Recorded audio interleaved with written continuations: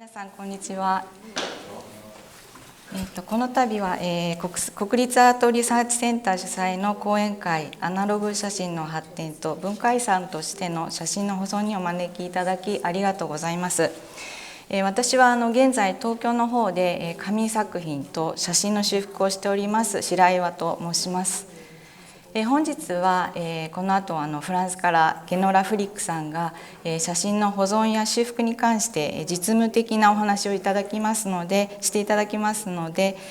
私は写真の特性、日本における写真文化や現状、そして後半は今まで関わってきた写真の修復や研究を通じて特に写真技法や写真作品のお話をしていきたいと思います。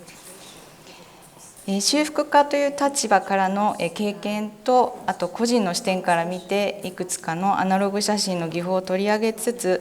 写真はどのようなところが特別なのか、写真のものとしての存在感を紹介できればと思います。写真は文化遺産の中では最も身近で誰でも関わることが多い媒体だと思います。美術館や博物館の展示に限らず、普段からさまざまな状況や場面で私たちは写真を目にします。そしてまた誰でも写真を通じて視覚的な記録や表現をすることができます。本格的に絵を描いたり陶器を作ったり建築に携わったりする人は限られますが、写真は誰でも簡単に撮影することができ、そして物として残すことができます。こちらはアメリカのロチェスター工科大学 IPI 画像保存研究所のグラフィックアトラスというサイトがあるんですが、そこから取ってきたものです。19世紀の写真の誕生から現在までにさまざまな技法が生まれ、そして消えていったということが分かります。このタイムラインの赤が写真、青が写真製版、そして緑がデジタルになります。21世紀に入ってから写真の中でも特にアナログ写真はその技法と技術、仕様ですね、プレゼンテーションの仕方、そして写された対象、これらを含め文化遺産として残されるべきではないかと考えられています。およそ200年前の写真発明当時、写真は誰でも撮影・制作できるというわけではありませんでした。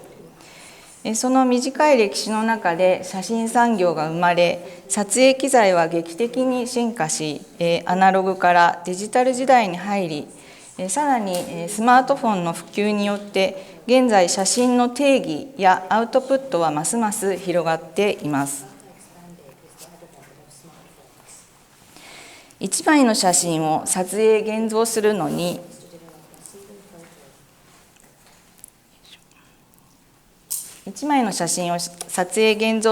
何時間もかかった時代から比べると、写真を撮る枚数は年々増えるばかりですが、その多くは画像としてパソコンやクラウドに残されています。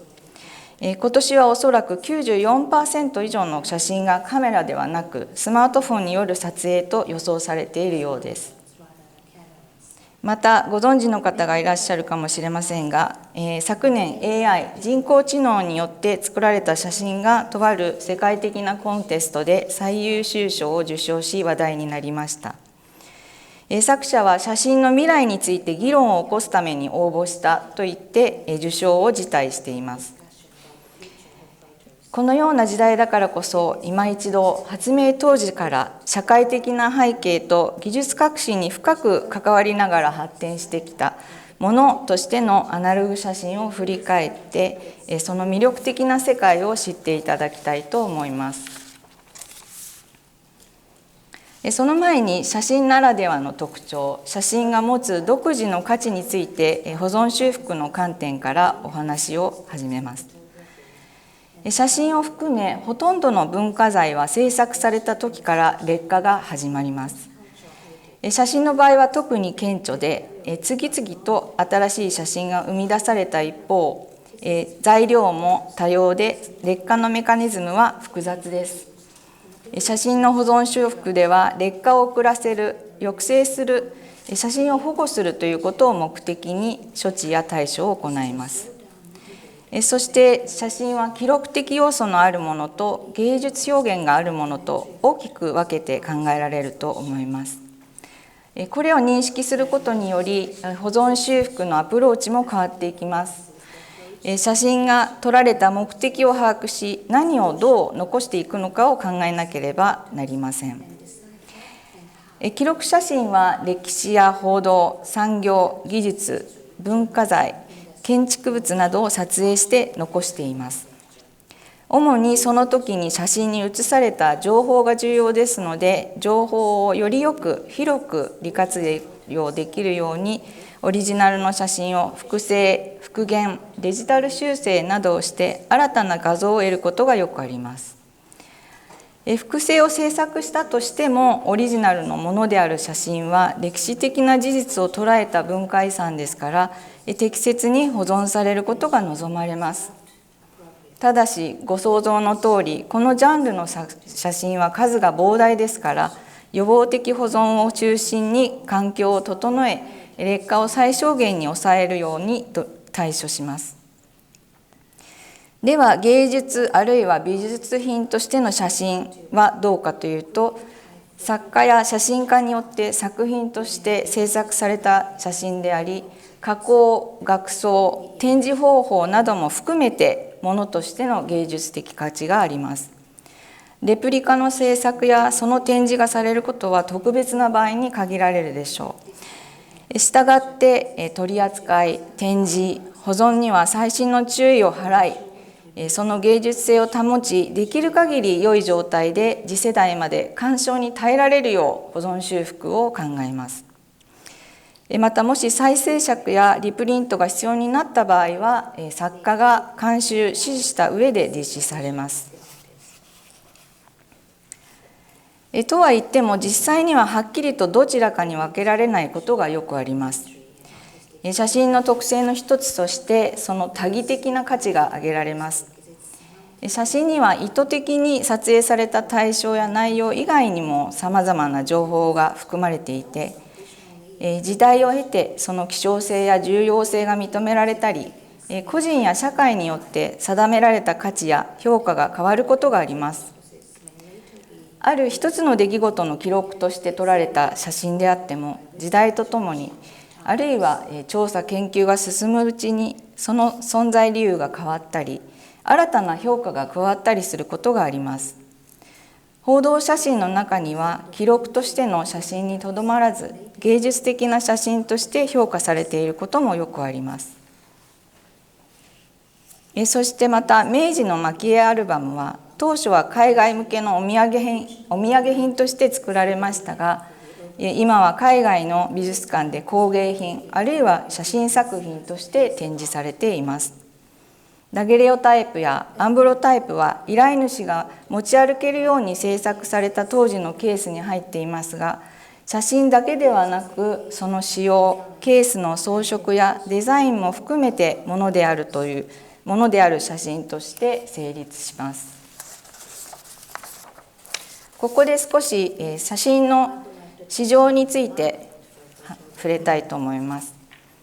美術品であれば、制作者の知名度がその価値を左右することが多いのですが、写真の場合は主題や被写体が市場価値に影響を与えることがあります。例えば、歴史上の重要人物が写っている肖像写真は、撮影者がたとえ不明であってもその価値は高くなります。左のビリー・ザ・キッドのこの名刺のサイズの写真なんですけれども、これが高額で落札されたこともその一例です。近年、芸術写真の市場には大きな変化が現れています。写真は複製芸術であるということを覆すように、20年ぐらい前から時々数億円という写真が市場に登場しておりましたが、つい2年ほど前に中央のマンレーの写真とエドワード・スタイケンの写真がそれぞれ日本円にして10億円以上の金額で落札されました。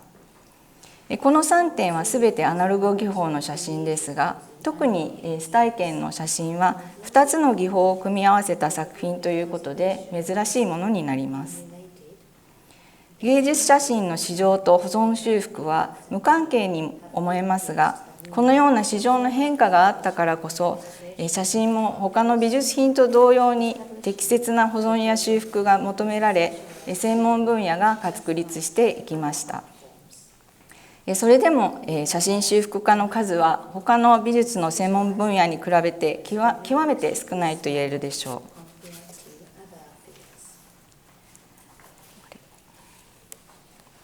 そして記録写真の中でも家族写真は単なる記録以上の存在であり、財産としてまたかけがえのない記憶として計り知れない価値を持っています。東日本大震災で私たちは前代未聞の写真の救済を経験し、ものとしての写真が持つ圧倒的な力を改めて認識しました。この力は国や文化を超えて普遍的で、多くの人々が災害に直面したときに他の何よりも救出したいというのは思うものは家族写真だということです。このように写真の価値は客観的ではなく主観的な視点からもその価値が定められていくのです。では次に少し話を変えて日本における文化財の写真について状況を見てみたいと思います。文化庁が写真を重要文化財として指定を始めたのは平成11年1999年からです。写真は歴史資料分野における近代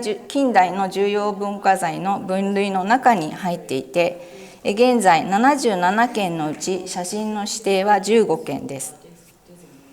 どのような写真が含まれているかというと、ダゲレオタイプ、銀版写真ですね、ガラス湿版ネガ、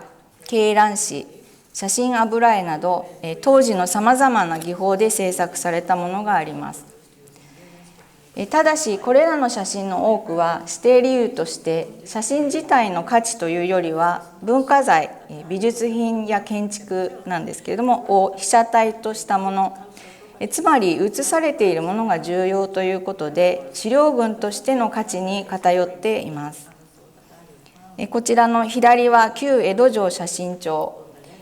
右は人身検査関係写真、これは文化財調査の写真になります。右側はプリントが2枚台紙に貼ってありますが、これはステレオタイプ用のカメラで撮影されて、現在の 3D 写真のようにビューアーで見つかってみると、立体的に見える写真になります。今後はさらに写真の文化財指定が増えると予測されていますが、貴重な写真を適切に扱うためには写真材料や技法の識別、保存措置の検討、デジタル化などさまざまな取り組みが必要です。しかし現時点で国内に写真保存の専門家が非常に少ないという問題があります。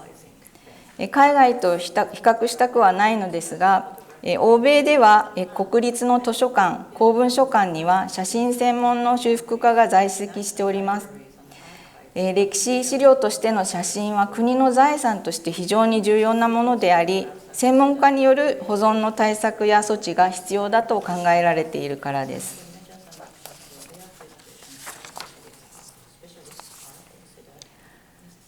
国内で写真がコレクションされている美術館をリストアップしてみました。川崎市市民ミュージアムは日本で最初に写真のコレクションが行われた美術館ですが、残念なことに2019年の台風による浸水被害を受けました。現在でも所蔵品の修復が続いておりますが、写真作品の場合は救出の際に写真技法をもとにトリアージが行われました。この経験から写真の材料や技法に関する情報がいかに重要であるか改めて認識されました。またこの中で高知県立美術館は遺族から寄贈を受けた石本康弘のコレクション、これはプリントだけではなくてネガやポジフィルムも含めて保存しており、定期的に専用の展示室で展示を行っています。また横浜市民ギャラリーあざみ野ではサーマン・ F ・ネイラー氏が40年間にわたって世界中で収集したカメラと写真関連の資料や機材など貴重なコレクションを所蔵しています。アーティゾン美術館では独自の収集方針で芸術家の肖像写真をテーマにフランス印象派から近現代作家の肖像写真を集めており、それらを資料としてではなく作品として学装され作家の絵画や彫刻とともに展示されております。また上田昌司、土門健、入江泰吉などの著名な写真館の美術館はそれぞれの生誕地にあります。次に写真のギャラリーについてですが、写真に限らないのですが、日本独特のものとして海外ではあまり見られない貸し画廊の文化というのがあります。現在その数は減りましたが、写真の場合はカメラ会社が運営するギャラリーでそのカメラを使った写真を展示する、コンペを開催するなど宣伝的な要素を持った展示も行われています。富士フィルムは六本木に富士フィルムスクエアという施設があり、ギャラリーのほか写真歴史博物館というスペースで19世紀技法の写真やカメラの展示なども行っています。また富士フィルムの写真コレクションもそちらで展示することがあります。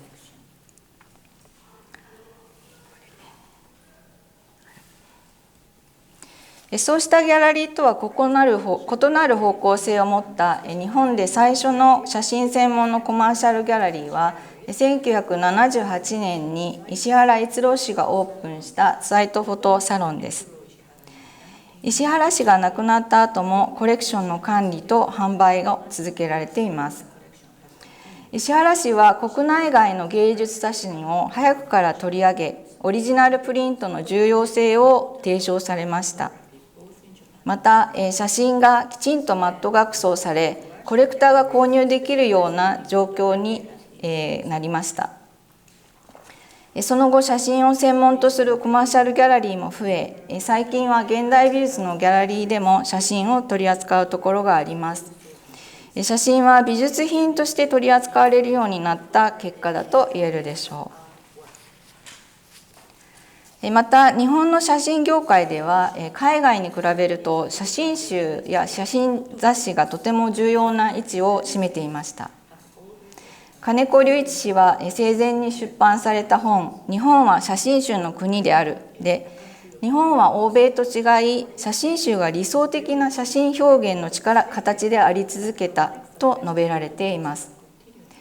中央の写真集の本も同じ年の2021年に出版されています。日本の写真家が写真集にいかに力を入れて優れたものを丁寧に作って発信していたのかが分かります。そして右の本はそれより前の2017年にドイツの出版社スティールから出版された578ページにわたる要書なんですけれども、海外では早い時期から注目されていた日本のフォトブックの人気を象徴していると思います。写真集などの出版が盛んになり始めたゼラチンシルバープリントの時代ですが、写真そのものの展示はどうだったかというと、国内ではプリントがパネル張りにされ展示されることが多かったようです。残されているプリントが少なかったり、ベニヤ板にパネル張りにされていてむき出しの状態で長く保存されていたり、汚れや損傷など状態があまり良くない場合もあります。それらは今になって貴重なヴィンテージプリントと評価されることもあり、修復依頼を受けることもよくあります。さてここ2年間東京都写真美術館など写真専門の美術館以外でも近現代の写真家の展覧会が多かったように感じました。このリストのうち緑のものは現存作家になります。写真の展覧会は幅広い年齢層に人気ですし、美術館の写真担当のキュレーターが少し増えてきているのかもしれません。この中で安井中辞典は後ほど紹介するさまざまな写真技法で制作されたオリジナルプリントが展示されました。その中で私が特に印象に残っているのは東京国立近代美術館の中平拓磨の展示です。先ほどパネル張りの写真と申し上げていましたが、この左側のこちら48点の作品からなっていますけれども、当時の貼り込まれたオリジナル写真とそれと右のモダンプリント両方が同じ部屋ではないんですけれども展示されていました。修復家としてはどうしても70年代の発色現像方式カラープリントのプロセスですけれども、その劣化や特徴とかその違いに目がいくんですけれども、オリジナルプリントと44年後にリプリントされた写真と比べることができる、写真ならではの興味深い展示だと思いました。他にもこのような内容の充実した展覧会がありました。小川和正の写真製版の展示もそうですが、神戸市博物館の手彩式写真を多数集めた展覧会では、特に技術や色彩を直に体験できる貴重な機会となりました。また静岡市では現在こちら京都国立近代美術館の写真コレクションが展示されているようです。以上のように近年さまざまな視点からの写真展示が増えていると感じます。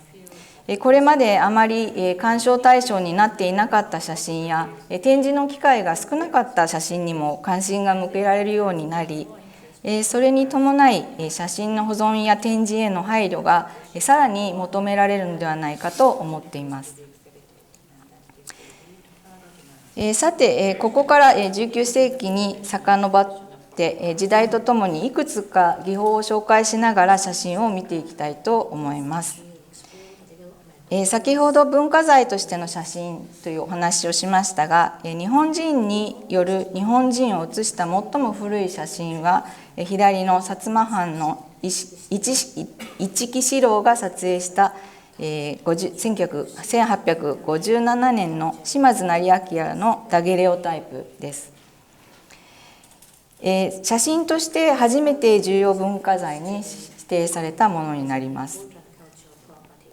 また日本人を撮影した最古のダゲレオタイプはペリーとともに来日した写真家エリファレット・ブラウン・ジュニアによるもので1854年に制作され6点現存しており、うち5点は国の重要文化財指定になっています。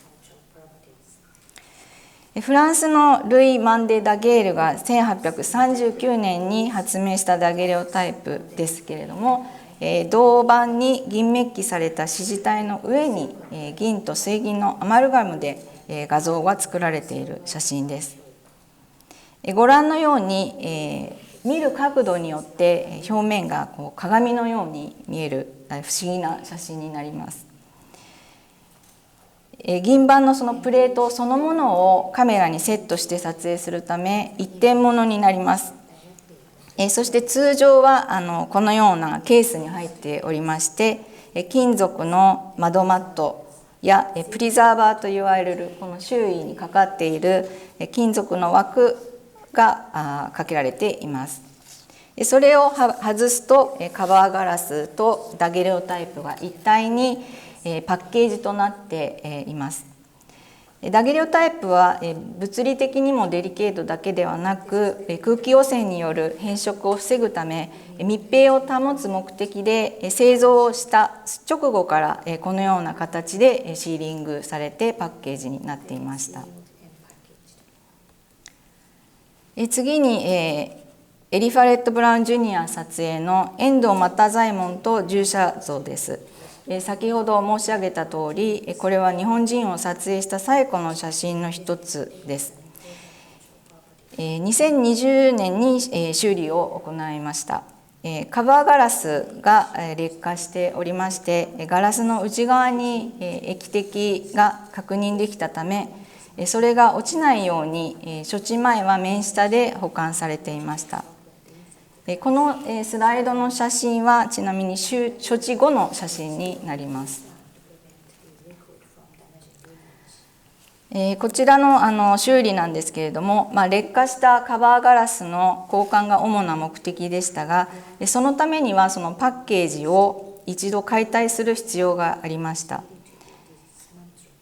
右の上にちょっと確認できると思うんですが、ガラスの劣化によってこのような水滴がガラスの外側ではなくて内側にできてしまい、これがもしダゲロタイプに落ちてしまうと腐食してしまうので、こちらの交換が主な目的でした。このように写真とともに使用されている材料が劣化していないかどうかという点検も重要になります。左下が裏面から見た図になりますけど、このプリザーバーという金属の枠を一度外しますと、中央の写真のこのパッケージが出てきます。周囲には紙が貼り付けられており、剥がれることなく残っておりました。この紙が製作当時に付けられたものかどうかは不明ですが、ダゲレアタイプの特性がきちんと理解されていた上で密閉されていたのだと思います。右下が修理後、新しいガラスとともに和紙と中性子を使って周囲を留めたところです。ちなみにこのダゲレオタイプですけれども、左右逆に写りますので、この写真を撮影する時には遠藤又左衛門だけがあらかじめですね、着物の襟合わせや刀の向きを逆にして準備していたことが分かります。ちょっと一個前にすいません。そしてダゲレオタイプは欧米のコレクションにはよくあるものなんですけど、日本の場合はその後の技法として登場するアンブロタイプというものが主流になりまして、湿版写真と言われていますけれども、切り箱に入ったものが多く残されています。アンブロタイプはコロジオンポジとか湿版写真、コロジオン湿式方式などと呼ばれています。写真というとゼラチンを皆さん想像されるかもしれませんが、コロジオンはゼラチンが普及する前の材料でした。ガラスの上にコロジオン層、バインダーが塗られています。でこちらのように背景に黒いものがないと、左の写真は右側だけ黒いものが背景にあるんですけれども、こういう黒いものがないとポジ画像に見えないので、黒い布とか、紙の上に置かれていたり、ガラスに黒いニスが塗られていることもよくあります。また湿式と呼ばれるのは塗布したコロジオンが湿っているうちにカメラにセットして撮影されるからです。ダゲレオタイプと同じ一点物で、海外ではアンブロタイプはダゲレオタイプと同じようなパッケージにしてケースに入れられているものが多いです。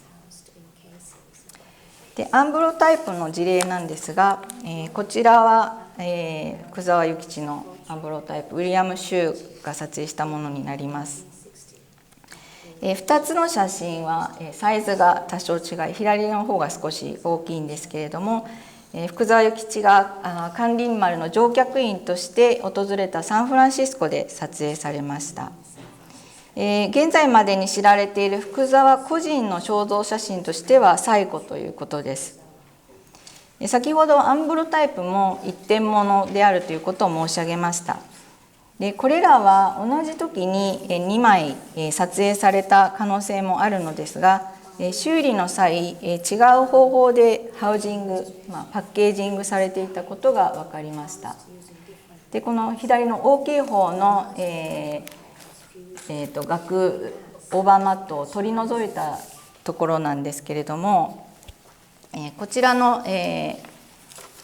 カバーガラスとアンブロタイプは密着されておりまして、その天然樹脂、おそらくカナダバルサムという天然樹脂がにじみ出ていました。この、アンブロタイプとガラスのカバーガラスを密着させる方法というのは1854年にアンブロワーズ・カッティング、アンブロタイプの名前の由来になった方なんですけど、彼が特許を取った製作方法で、第一世代アンブロタイプというふうに呼ばれており、それではないかと推定できます。小さい方は密着されておらず、カバーガラスを外すことができました。そして小さい方は解像度が少し劣っているようにも見えました。左の方が古い写真だとすると、もしかすると右は同じアンブロタイプで複製した可能性もあると考えられますが、真相は分かりません。右は私がフォトショップでちょっと画像を重ねてみたところなんですけれども、このように初期写真にはその技法や材料、仕様などを知ることによって多くの情報を得るとともにさまざまな謎が浮かび上がります。ここからネガポジの方式の写真になりますが、アンブロタイプとほぼ同じ方法で作られるコロジオンネガというものがあります。ネガとして作ったものは、プリントするために使われるので、アンブロタイプ用、先ほどのポジ用と比べて濃度が高いものになります。コロジオンネガは鶏卵紙と相性がよく、鶏卵紙を作るためのネガとして広く使われていました。鶏卵紙は、その名の通りバインダーとしてアルブミン、卵白が使われます。紙自体の紙そのものも薄く、通常は台紙に貼られており、アルバムに収められているものも多くあります。国内でも多数作られましたが、中でも素晴らしいものは、皆さんご存知の横浜写真と呼ばれている手彩式写真です。海外向けのお土産物として作られましたが、極めて豪華なアルバムもありました。プリントを実際に見ていただくと分かるのですが、卵白の層があるので少し艶のある独特な表面が特徴です。言うまでもありませんが、見事な着彩のテクニックとその完成度の高さ、繊細な色使い、そして魅力的な被写体を写した写真は世界でも高い評価を得ています。このように目的がどうであれ、当時の日本の風景が映し出され残っているということは文化遺産としても貴重です。人物や撮影シーンに関しては多少なりとりも演出がされていたのですが、それでも当時の神秘的な日本を紹介する素晴らしいメディアだったということは間違いないでしょう。これは日下部金兵衛が撮影した写真、こちらも手彩式写真です。左辺に製本の跡があり、アルバムからの一枚だったということが分かります。冒頭で紹介した神戸の展覧会、カラフルジャパンの展示の前に修理を行いました。左上に約8センチほどの破れがありましたが、台紙とともに破れており、修理の際はこの厚く硬い台紙とその上の薄い鶏卵紙、そして水に弱いメディウム水彩絵の具を考慮しながら行いました。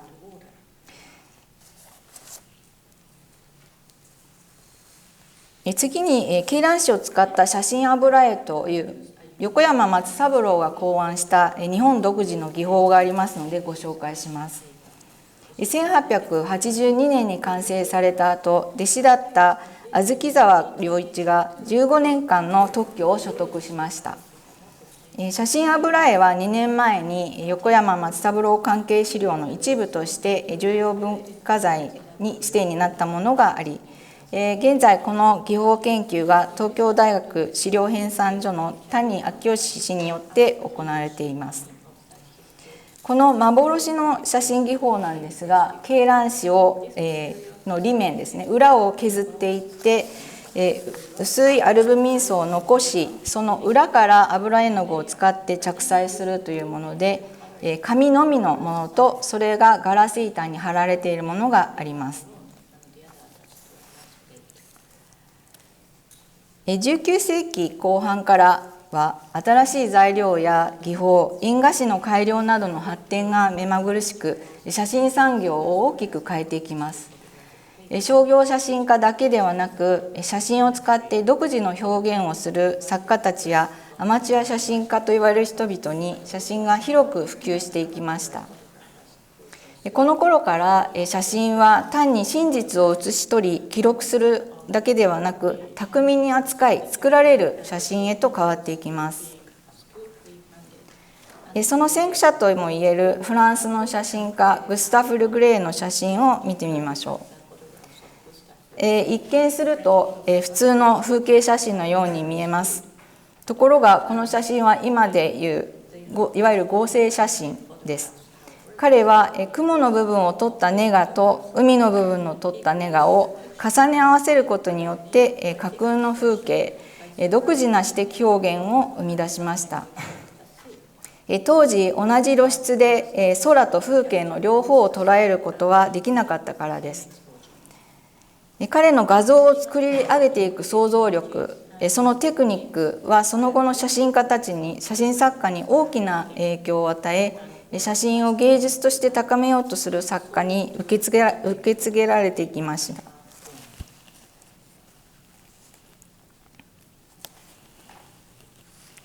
20世紀になると日本でも華々しい芸術写真の時代に入ります。カメラや写真の雑誌によって写真の愛好家も増え、何々クラブといったグループ、何々イズム、何々写真と呼ばれ、なにわ写真クラブ、アシアカメラクラブ、ピクトレアリスム、新興写真、前衛写真などお聞きになったことがあるかと思います。写真は絵画と違い、カメラという機械を使い、光を使い、科学的に処理をするということで画像を得るもの。そのプロセスを踏みながらどのようにして自身の創造性を表現するのかを作家たちは追求していきます。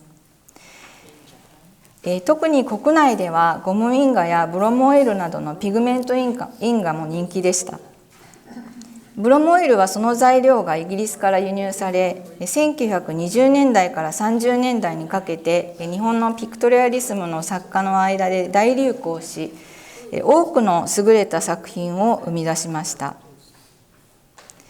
ブロモイルを簡単に説明しますと、ゼラチンシルバープリントに薬品処理して銀を漂白します。そうするとゼラチン層の水分の含み方に違いが出てき、銀の少ないところは油性のインクをはじき、多いところはそれが乗って画像が出来上がります。日本の写真家にとっては、手作業によって独特の質感を出すことができる魅力的な技法だったと考えられます。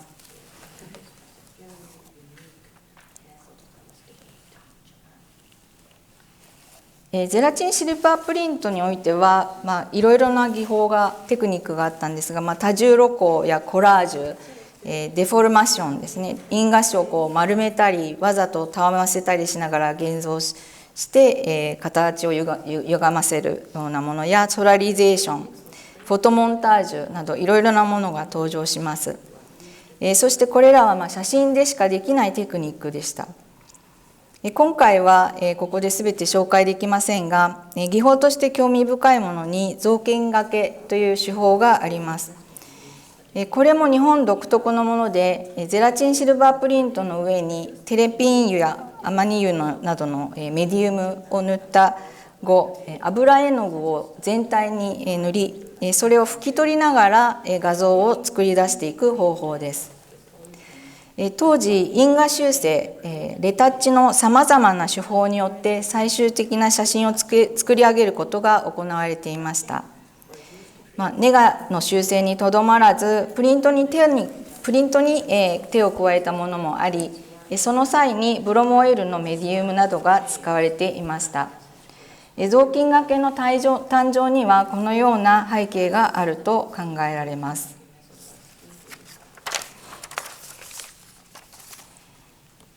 またここ数年カラー写真が登場する前の着彩写真に関して共同研究をしておりましたが、国内ではゼラチンシルバープリントに着彩された写真が海外に比べて多いことが分かりました。海外でもプリントへの着彩は行われていましたが、肖像写真など商業目的のものが多かったようです。これらの着彩写真には完成度の高いものが多くあります。この2点はシュルレアリスムの影響が見られる作品ですが、着彩写真の多くは30年代1930年代から50年代に作られました。また実は身近なところに日本独特の彩色写真があります。大相撲の優勝額です。これは大きさ、皆さんご存知かもしれないですが、畳5畳分の大きさになります。両国の駅や国技館の壁に飾られているもので目にした方も多いと思いますが、2014年以降はインクジェットで制作されていますが、それまでの60年間以上ですね、モノクロのシルバーゼラチンプリントに佐藤鈴江さんという方が油絵の具で仕上げていたものでした。以上、アナログ写真のいくつかの技法を写真作品とともに駆け足で紹介しました。さまざまな写真の作り方があるということに驚かれた方もいらっしゃるかと思います。修復家としては、写真の技法や材料を確認することは処置をする前の重要な作業になります。一見してこの技法だと思っても実際には違っていたり、手が加えられたりしているため、作品の調査の際には慎重な対応を心がけています。現在カメラといえばデジタルカメラやスマートフォン、写真といえばインクジェットプリントの時代になって、これらの技法はすっかり失われてしまったと思われるかもしれません。最後に今回紹介した方法で制作をされている現代の作家を数名紹介したいと思います。それぞれの作家が何を表現したいのか、どんな思いを込めて作品を制作したのかを想像することで、技法の持つ特別な魅力や可能性が一層際立って見えてくるのではないかと思います。ダゲレオタイプの新井隆さんですが、日本に限らず、世界でも有名なダゲレオタイプで制作されている作家の一人になります。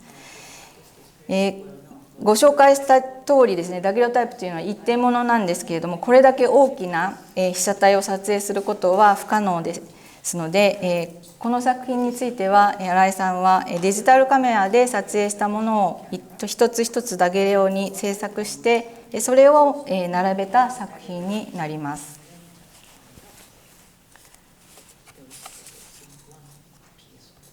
アンブロタイプ、こちらは菅原一号さんのアンブロタイプですが、菅原さんはアンブロタイプに限らずプラチナプリントやゼラチンシルバープリントなど数々の技法の特徴を生かしながら作品を制作されています。昨年は植物学者牧野富太郎の標本を被写体にした標本を肖像写真のように捉えた作品を展示され、その集大成となった美しい写真集も販売されました。ブロムオイルの鈴木ノアさんです。ブロムオイルは、ピクトリアリスムの時代にはたくさんの作家が制作していたのですが、現代ではほとんどいらっしゃらないので、ブロムオイルというと思い浮かぶのはこの方になります。指示体の紙の選択やインキングの技術が必要な技法で試行錯誤されながら独特の深みとニュアンスの表現を追求されています。そして雑巾がけの白石千恵子さんです。雑巾がけの技法で制作されている、私が知る限り唯一の人なんですけれども、旅先のスナップショットを使い写真と絵画を横断しながら記録の原風景を探り続けている作家です。記憶の断片がまぶたの奥からゆっくりと立ち現れていくような表現を雑巾がけによって表しています。そしてこちら左が鶏卵紙、右がサイアノタイプになりますが、稲垣さんです。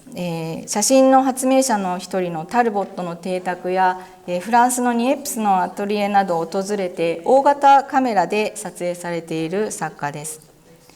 鶏卵紙というのは印画紙を準備するところから始めますが、艶やかなアルビミン層のある鶏卵紙と画像が紙の中に入り込んでいるようなサイアノタイプとで繊細な光の表現の違いが感じられます。最後に鈴木希さんですが、彼女はいろいろなオブジェをまるで印画紙のように扱いながら画像を焼き付けます。この窓ガラスの作品は邸宅のかつての住人が眺めていた景色を可視化してそのものとしての存在感を過去と現在時間を超えて感じさせます。また彼女は今ポーラ美術館で展覧会をされています。ということで、現代でもこれらのアナログ写真の技法を研究し習得し今までになかった新たな表現を展開する作家がいます。それはデジタル時代になったからこそ再発見された写真の魅力であるかもしれませんが、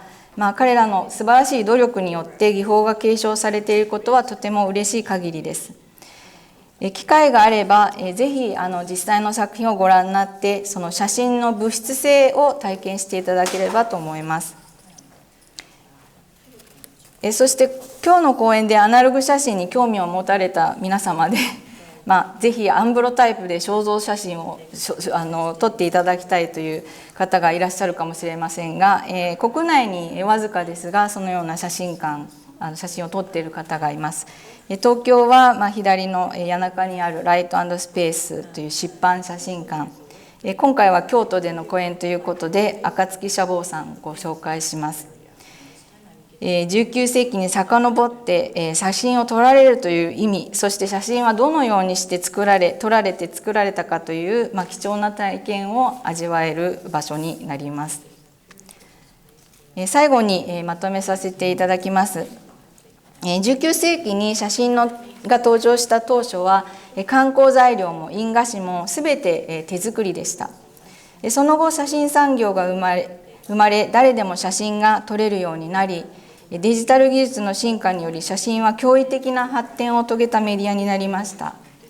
そして現在では物である写真と画像としての写真が共存し世界中にあふれています。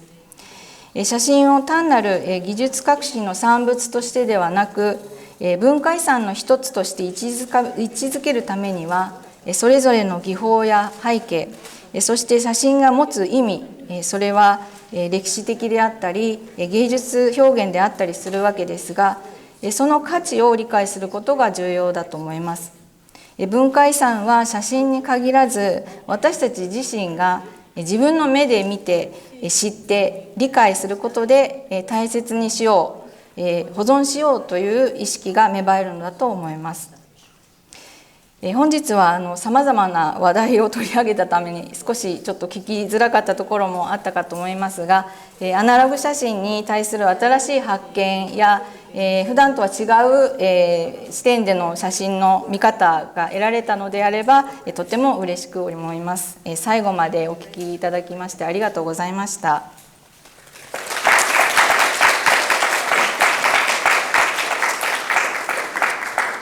はい、下山さん